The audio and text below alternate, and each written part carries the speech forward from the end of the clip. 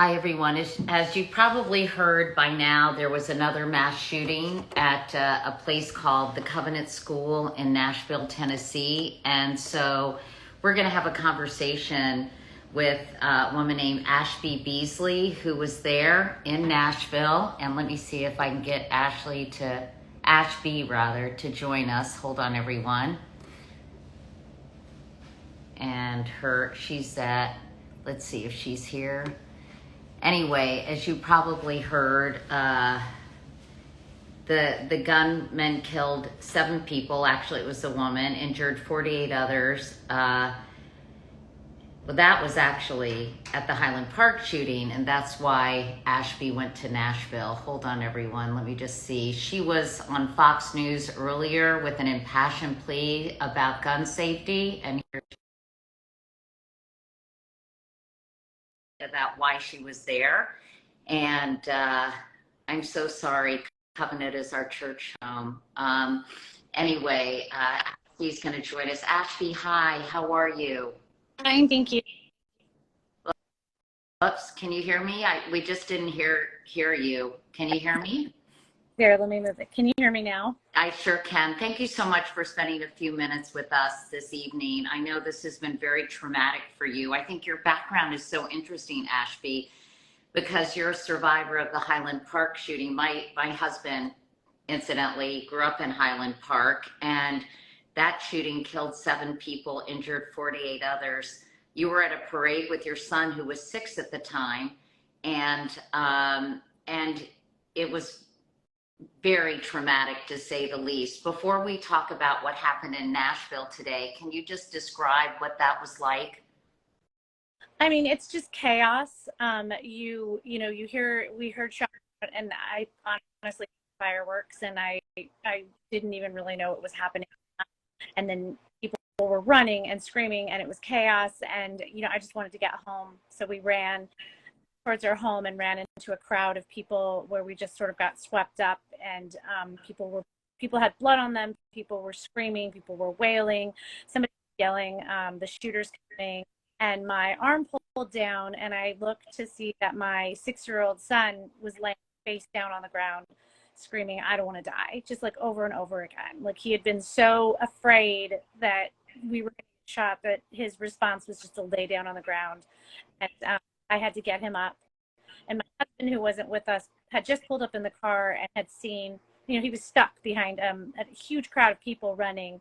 And he basically had to sit in the car helpless. And I know this propelled you into advocacy work for more sensible gun laws. That you were in Washington, D.C.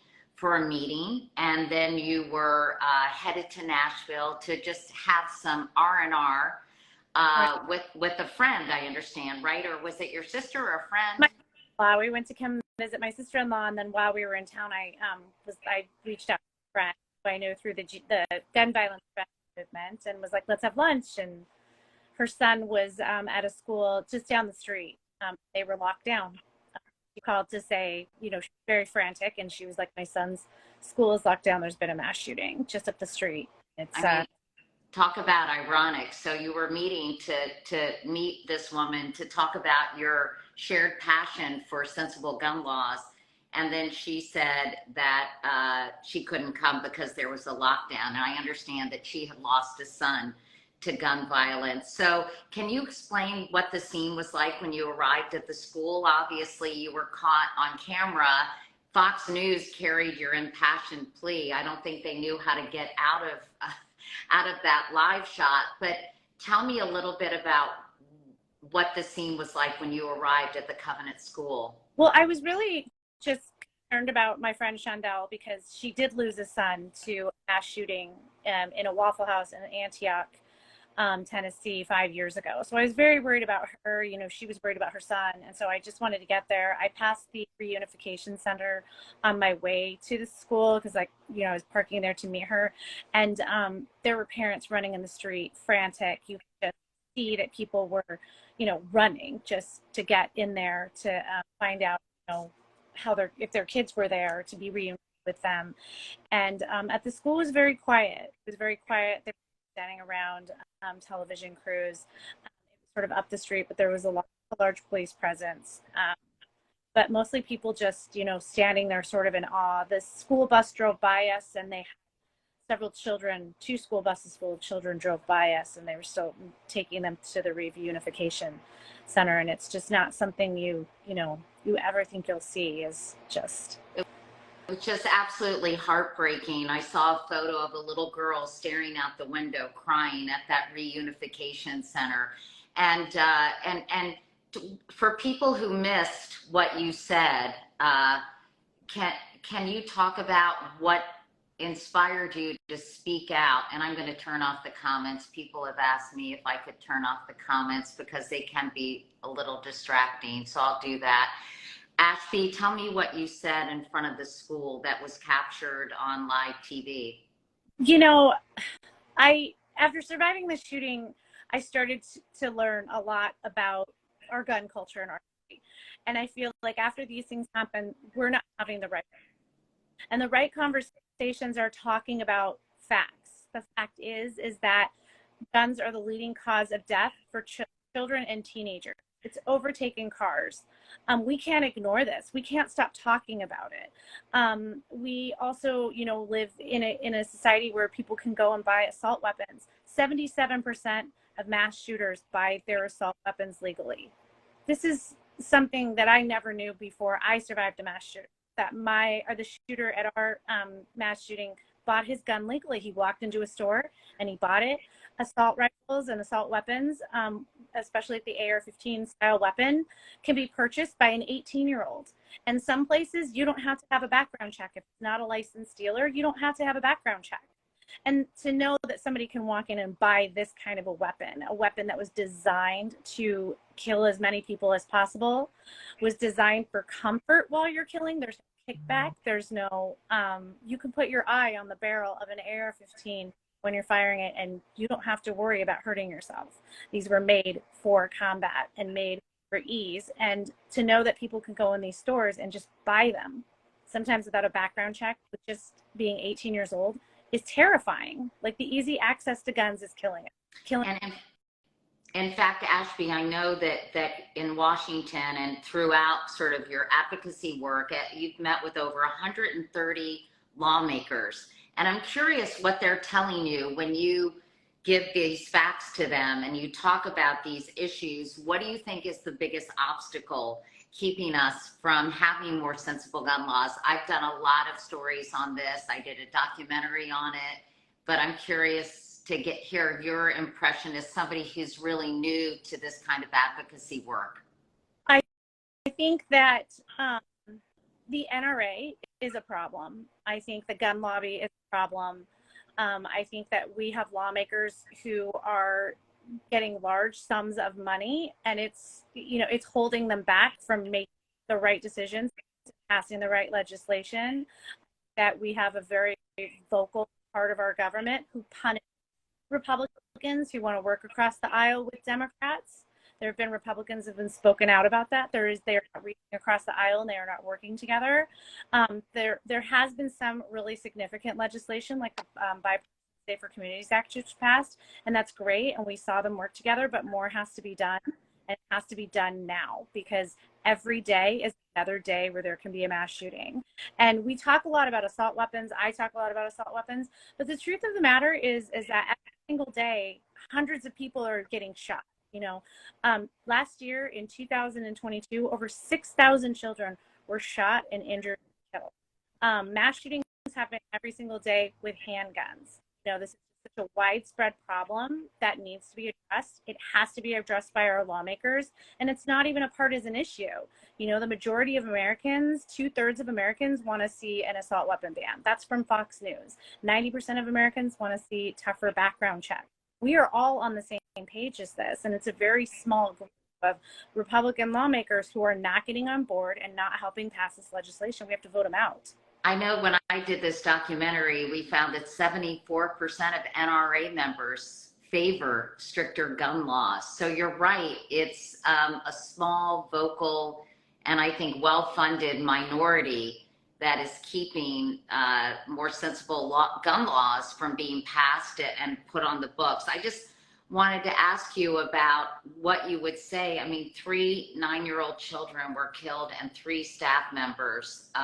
Apparently, the police chief has confirmed the assailant was a trans woman who was also shot by police.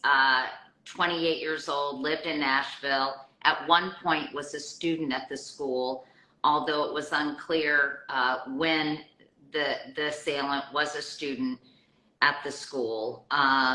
There were the 6 victims have been identified, or at least the older people have been.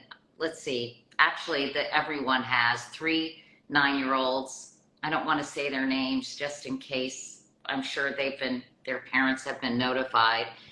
A substitute teacher, a custodian, and the head of the school. According to the school's website, they were all murdered by this individual who was, as you said, carrying an assault weapon or using an assault weapon for the murders. I understand there were 2 assault weapons, an assault handgun, and a regular handgun.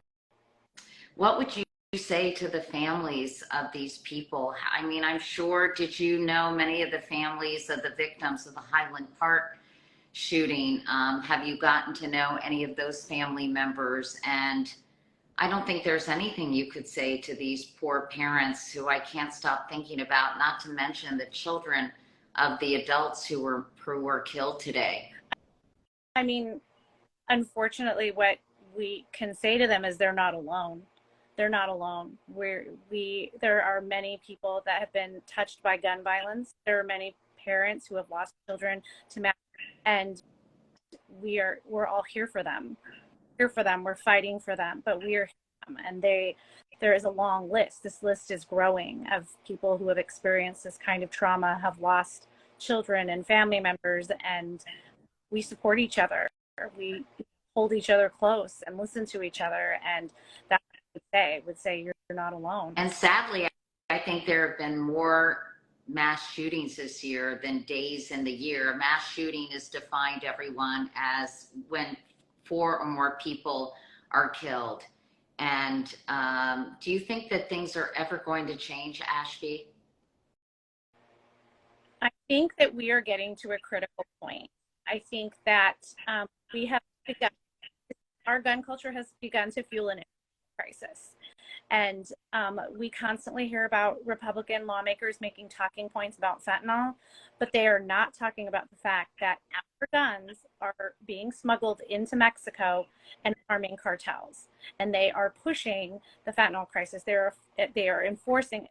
And I think that if it's going to happen, if we're going to make change, it's going to come from Republican voters getting on board with us, not only to stop mass shootings, but to also stop the fentanyl crisis, to curb that. Mexico is $10 billion right now because of the death and carnage caused in Mexico.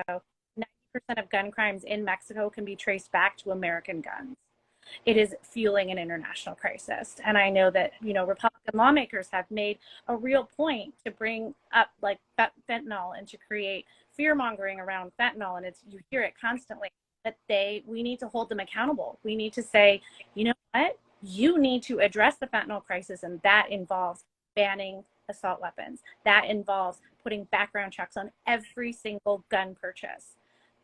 Unlicensed dealers, everybody, background. That is how we're going to not only stop mass shootings in our country, save our kids, keep our families safe, but also it's going to make a dent in the problem. Sorry, we just lost you. A dent in the, sorry, say that again. In the conflicts that we're having with Mexico. All right. Well, Ashbey Beasley, thank you so much for your advocacy. Thank you for speaking out and being carried live on Fox News, and keep up the good work with your advocacy. And, I don't know, I hope, doesn't seem like these have a tremendous amount of impact. It seems like they're mass shootings, and then we're all horrified and outraged, and then life goes on, and then there's another one. But maybe with enough concerned citizens, you know, galvanized and joining your cause, maybe something will finally happen. You can't give up hope at least. No, I'm not going to. I've been spending the last 2 months meeting Republican lawmakers and talking about having a lot of long conversations, and I believe we'll get there. I believe we will. And if we don't, we have to just vote them all out. All right. Well, again, Ashbey Beasley, so nice to meet you. Thanks for talking with us. Thank you. Okay. Bye, everyone.